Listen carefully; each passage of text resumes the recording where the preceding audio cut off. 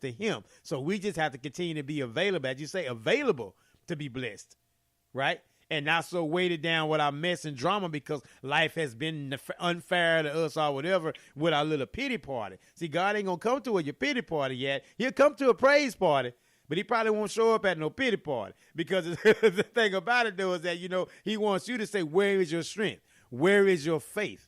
And when you realize that and walk in that confidence, I think people probably mistake your confidence for arrogance because you walk in that confidence and knowing who your creator is and knowing who you are as a result. Mm-hmm. But you know what? That's going to come. But I just got to come back to the fact that Christ is my Lord and he's the one who saved me. And I'm the one who saw it happen with my own eyes. When I was there, being spiritually dead, like I was depressed and anxious and all these other things that were happening at once. But I was a living testimony to pray. I had my parents praying for me. I had my grandparents praying for me. But, there was this time where nobody knew what was wrong with me. I didn't even know what was wrong with me. But as they prayed, I started becoming more peaceful. That's when I started changing. But people might mistake it for arrogance, but I know who my creator is, and that's all that I care about. Exactly. I mean, really, because, again, it's their problem. The only time it's your problem if you make it your problem. But however someone else feels about your relationship with your creator, how you choose to walk, talk, and live your life, that's on them. That's on them because everybody has a tub. My mom always say every tub has to sit on his own bottom. So everybody has to make a stand for themselves for what they want to do in their life. And I think sometimes in this age that we're living in, people say real quick, "Oh, don't judge," but people do just that, and they judge so easily. Exactly. Yes, I agree on you 100%. And you know what? That was something I was going to say. I was at this youth service the other day. It was it wasn't a brand new church that I went to. I've been to this church, but it was the first time that I went to the youth service. And one of the pastors, he was saying that, there's a lot of Christians out there, but, sometimes they want to keep themselves in this hole in the shell. But once they see a Christian person, like, speaking about God, just praying, in public, then that's when they want to come out of the shell and be like, yeah, praise Jesus. But then they're like, wait, like, the person I was praising Jesus would be like, I didn't even know you were a Christian, like, you were in this shell the whole time, and then all of a sudden you saw me, it's just like that. But, that's not a bad thing, though. It's good that we have our brothers and sisters here. But that's why we all need to, like, be leaders, and we have to worship his name, live Romans 1:16. You can't be ashamed of the gospel, You can't. You just have to live that lifestyle, I feel like Christianity is a lifestyle, because it is, He wants us all to invite other people into this world of spiritualism as far as, like, worshiping God and Jesus Christ, So, yeah, it's just a lifestyle, man. It is. I mean, it has to be a made-up choice. And again, you have some people that agree with it in Christianity. You have some people that don't agree with it or whatever. But at the end of the day, someone's right, someone's wrong. And if you believe it in a certain thing is making you feel or be a better way and a better person and have a better quality of life, then you know what? So be it. Who is anyone else to say, well, you should do this or you should do that? All I know is that when we pass away, we'll find out what's going on, right? Because before we were born, our spirit was somewhere. Now our spirit is living in having the human experience, and then once this human experience is over, that spirit is going to go somewhere after that too.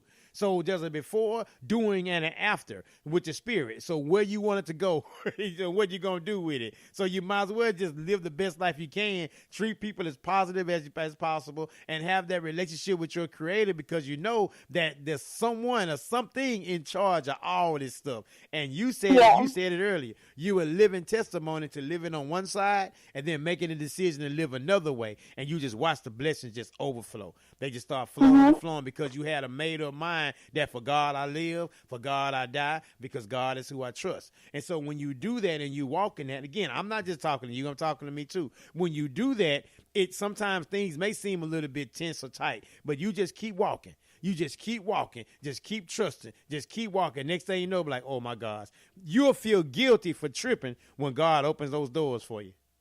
Mm-hmm. And you know what? There's going to be times whenever God is going to use you in other people's lives, and you're not even going to know it, but what you might have done might have saved that person from taking their life away. And another thing is, God says, like, y'all can't, how do I put this? I'm going to say it like the way he says it.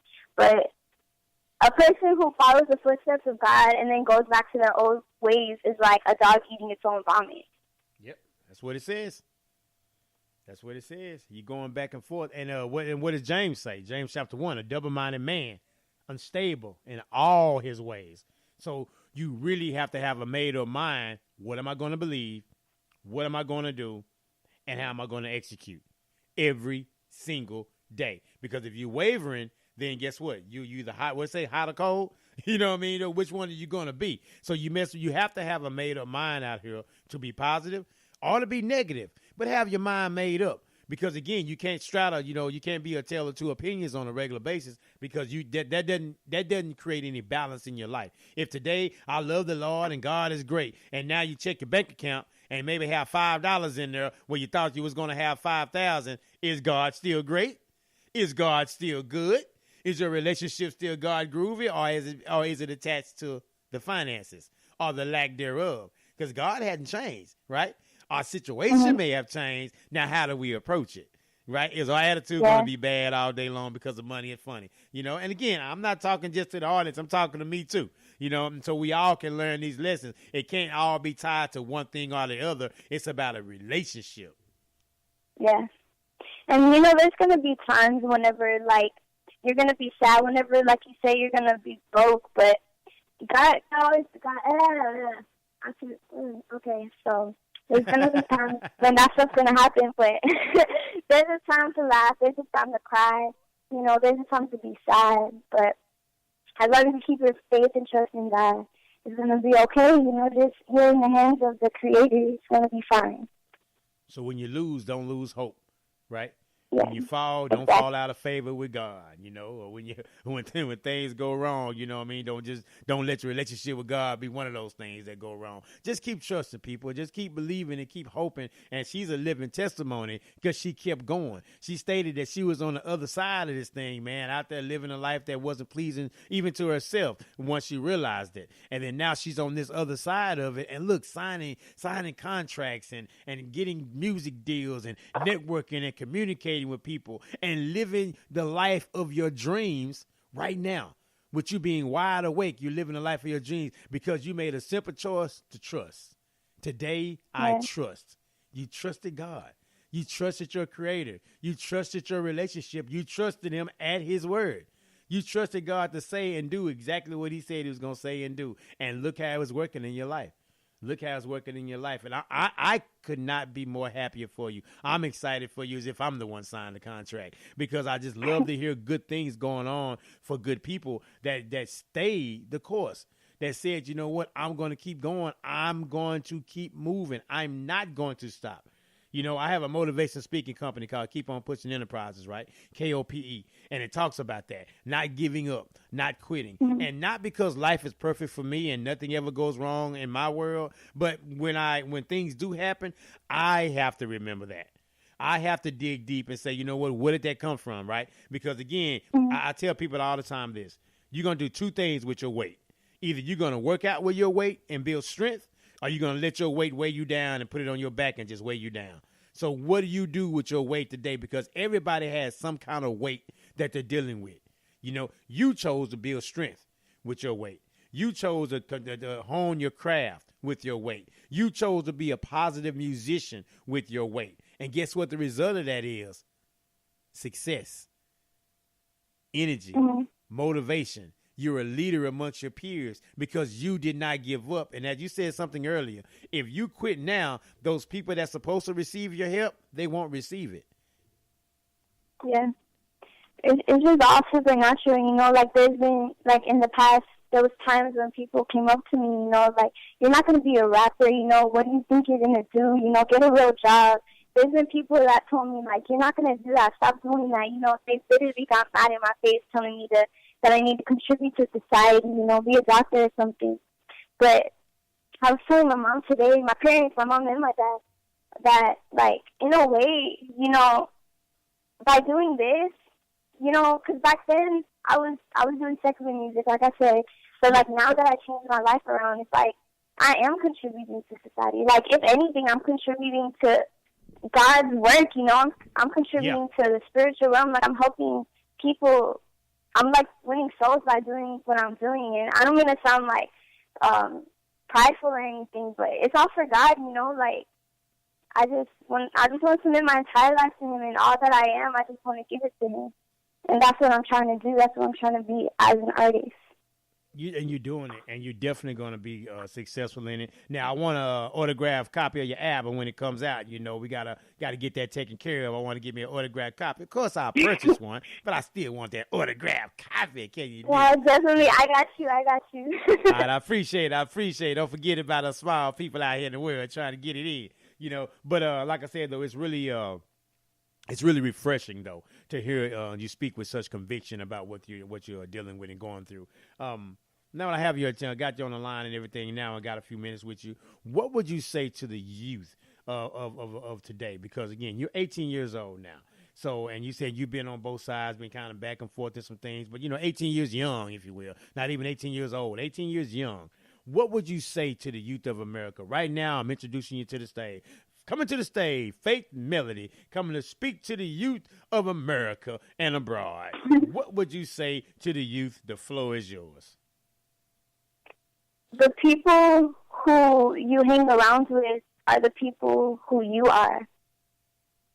That's just what I want to say. You just got to find yourself the right mentor, spiritually speaking. Just my mentor is God. There's going to be people that come up to you, telling you a whole bunch of different things, but just go back to the Word and you'll be good.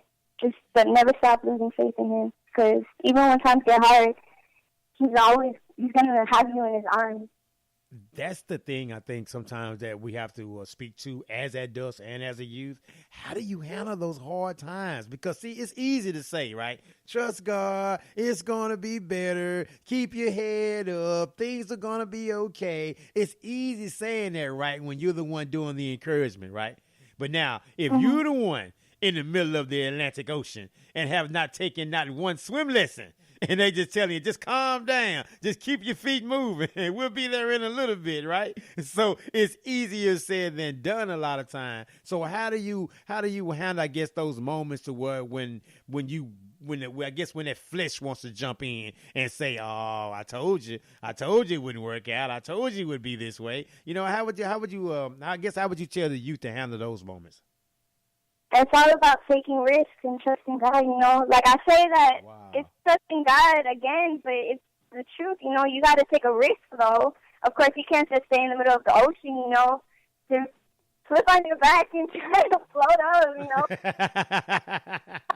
So how do you just be patient? Patience is key, and just calm down, calm up there, That patience thing, I think I used to struggle with that patience. Because I was always like, I want it right now. Let's go. But then as I get older, the more I realize that our time is not God's time, right? I can sit back and say, well, I'm 45 years old and it should be this by now. And I should have this right now. And I should be here. Says who? Says me. But if God say I got something else for you, you just be available for what He got for you and be thankful for what you got so far. So a lot of times I think sometimes we'll be ungrateful, for not having some of the things, rather than saying, you know what, let me be grateful for what I do have. Let me be appreciative of what I do have in my life right now, rather than grumbling about what I don't have.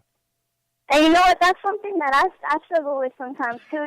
Like there's all these good things that are happening, and sometimes I want more, but like I'm not looking at the things that God has already blessed me with, and that's what we all need to do. As a generation, like there's already things that we are already blessed with. I feel like if you woke up with breath in your lungs, then you're already blessed there, right there. There's already a blessing in your day, Oh, trust and believe. I grew up with asthma real bad as a kid, so breathing used to be an issue for me, right? So to wake up with another day, I run another day with all the enthusiasm that you can give to another day. Because there is another day, because laying in that bed, man, from a kid born all the way to being like the 8th grade, man, trying to breathe and trying to just figure it all out, man. Oh, yeah, you really take everything you can out of another day. To be honest with you, man, I only sleep because I have